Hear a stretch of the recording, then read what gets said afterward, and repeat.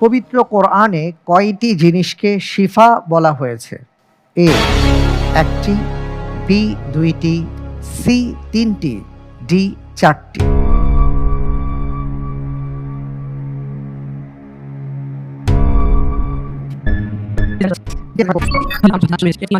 আমি ভাইকে যে ক্লুটি দেব তা হচ্ছে সাহাবীদের আবিসিনিয়া ও হাবশায় হিজরতের সংখ্যার সাথে আপনার উত্তরের মিল আছে।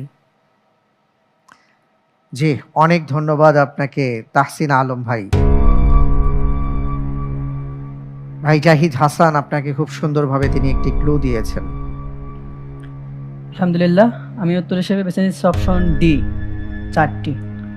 অপশন ডি চারটি। জি, আপনি ক্লুটি ধরতে পেরেছেন? মনে হচ্ছে ধরতে পারছি। আচ্ছা, তাহলে ফিক্স করে দিব। জি, ইনশাআল্লাহ। লক করা হোক অপশন ডি চারটি।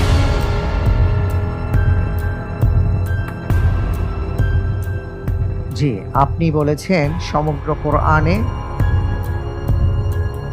চারটি জিনিসকে শিফা বলা হয়েছে। সেই চারটি জিনিস কি কি বলতে পারবেন? কোরআন, মধু,